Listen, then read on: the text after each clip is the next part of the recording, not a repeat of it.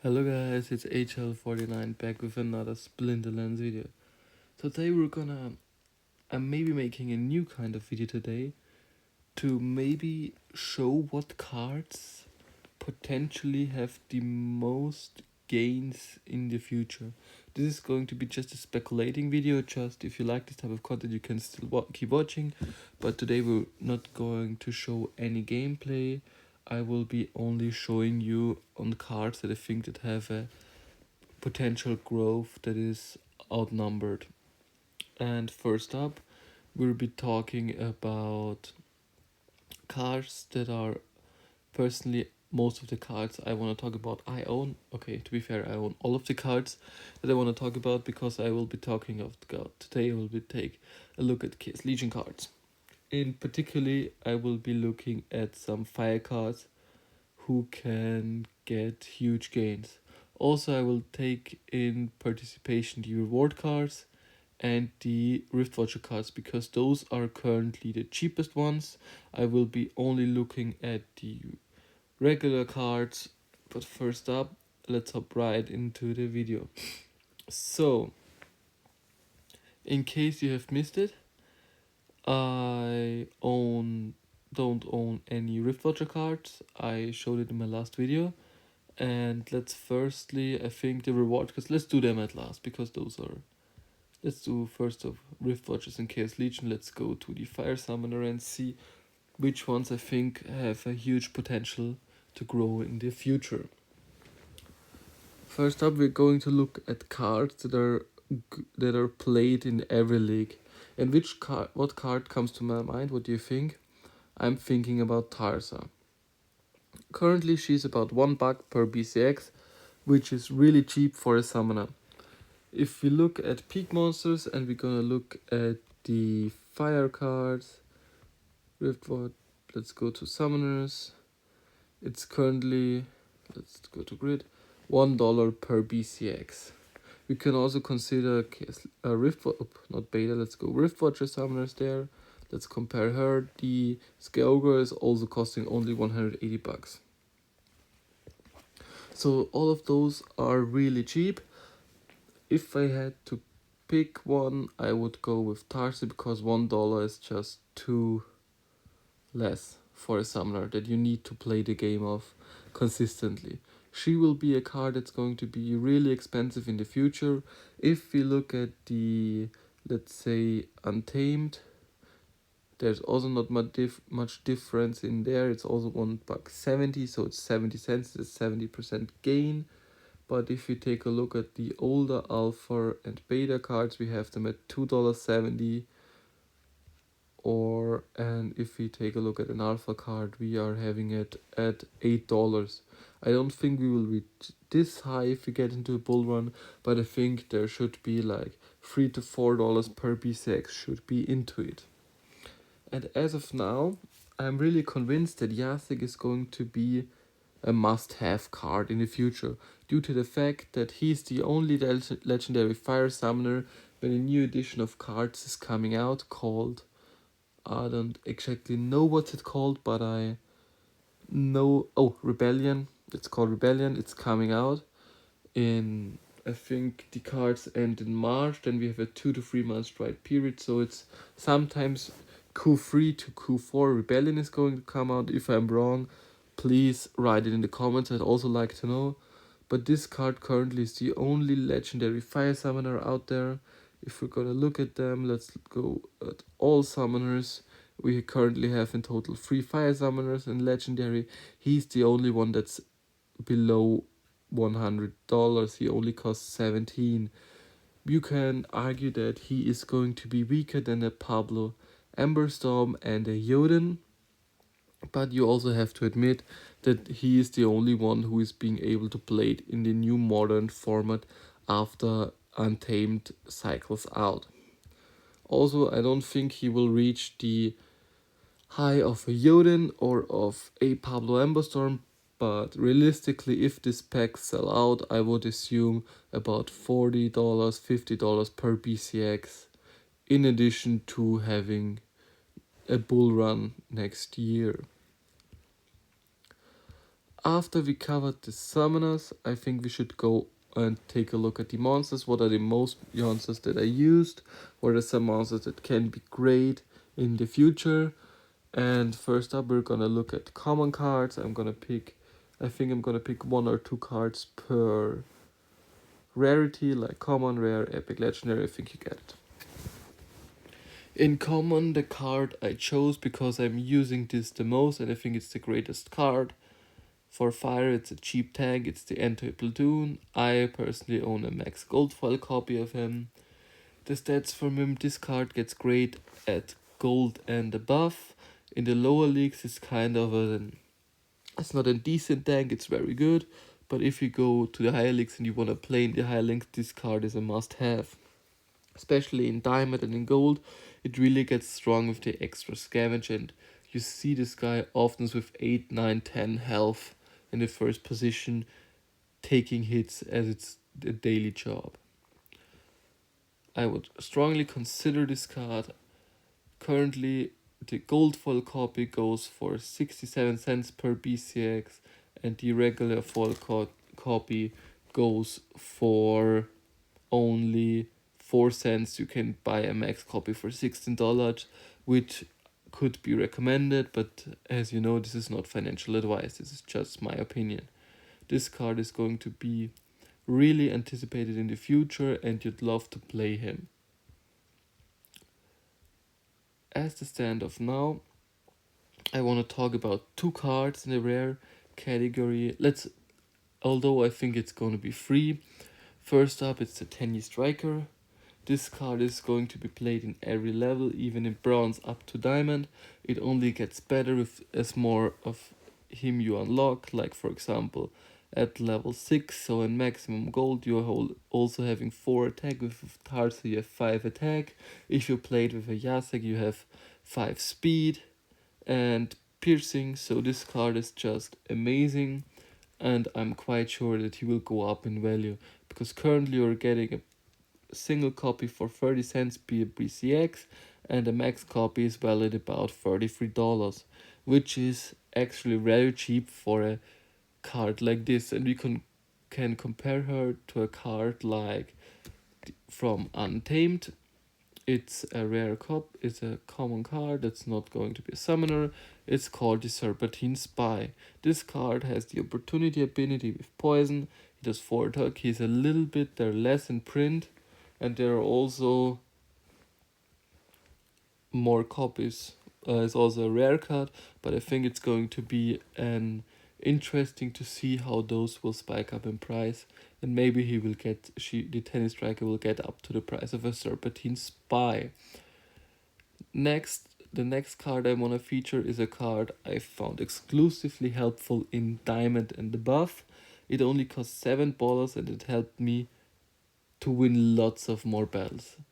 This card is really strong if you play him with a Yasek, especially the Weekend, the Demoralize and the Weekend. If you put him in the second position behind the Grum, and then you have the Lava Launcher in the back, this card is going to obliterate your enemies. And for me, this is just a must buy and must have in Diamond. And if you want to invest, I would strongly recommend this card because it's a little overlooked in the lower leagues. Next up, we have a card that's currently really expensive, but also for that sake, it's really good.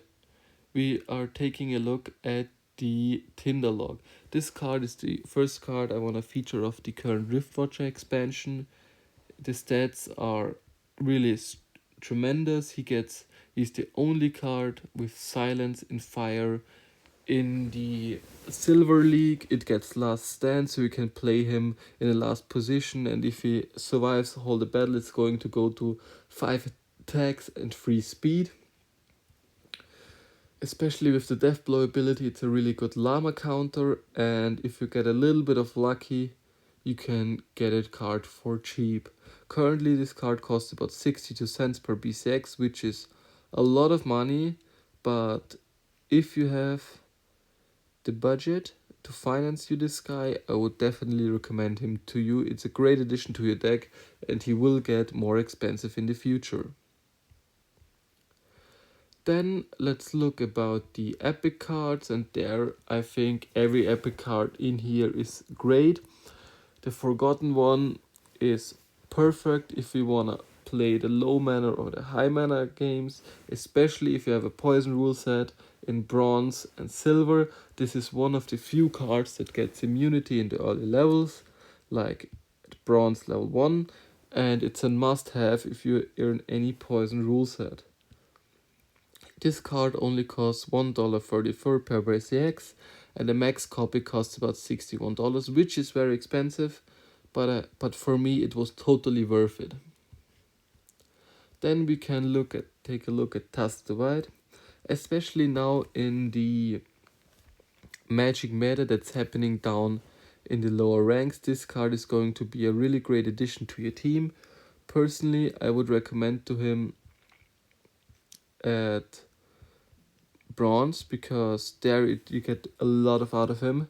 And then if you want to play in gold and you have a lot of melee monsters, you can put him in there, get in a little bit of Inspire, and this card is going to boost your whole army. And for me, this card is going to be a really good addition. If they keep this magic meta down there, this card is going to skyrocket.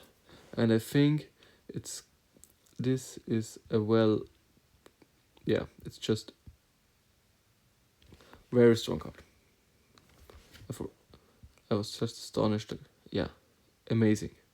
Then we have the Ign Hl04. For me, it's an outstanding card due to the fact it has Giant Killer. Especially for me, I recognize it a ton in Diamond. He's one-shotting certain monsters like the Chaos Dragon. He's one-shotting a Carnage Titan just out of the blue, hitting the second position.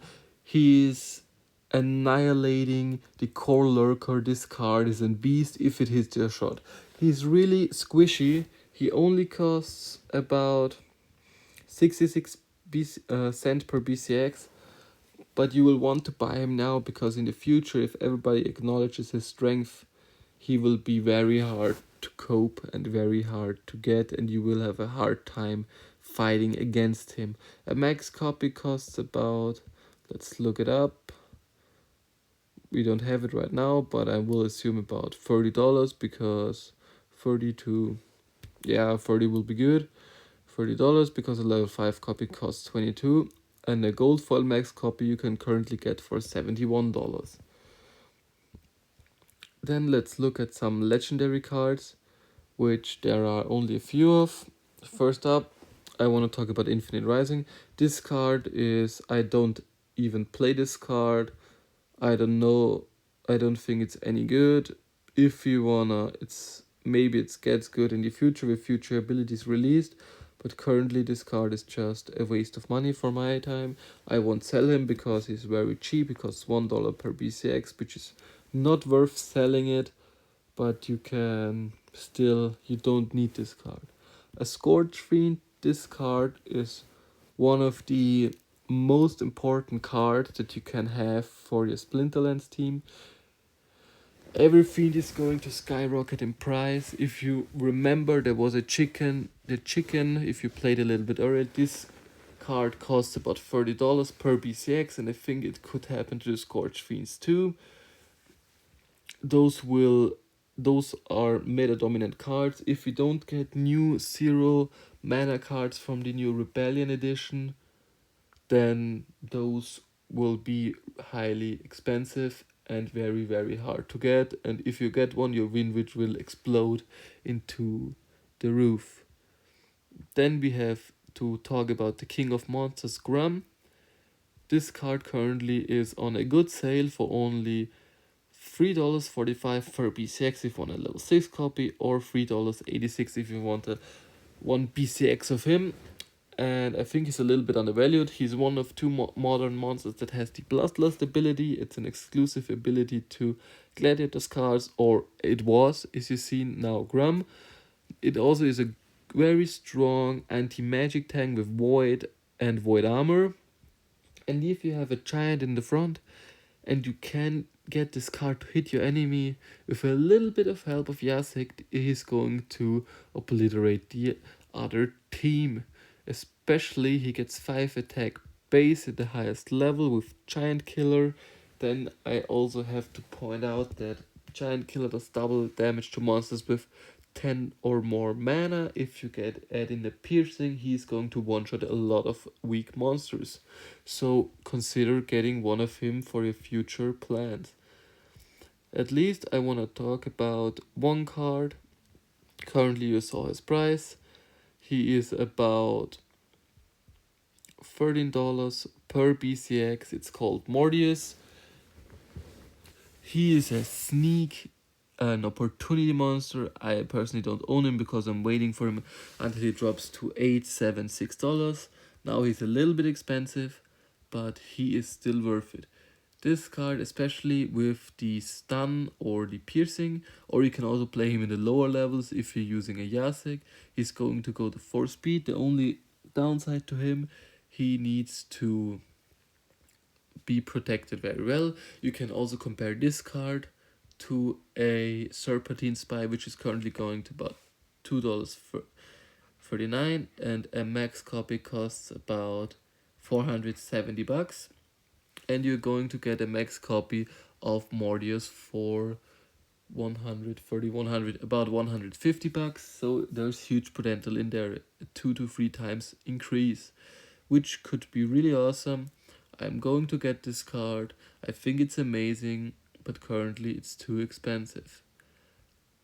And now I just want to take a brief look at the reward cards of the fire team, because those are also good to mention.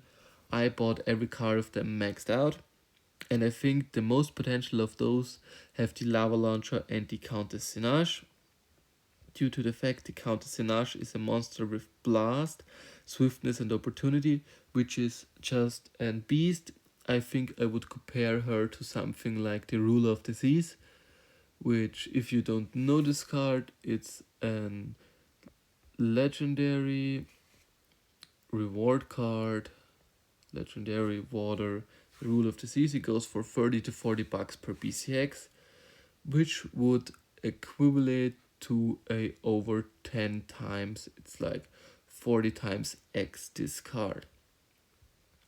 For me, this card is amazing. It's one of the few cards that gets swiftness in the lower levels.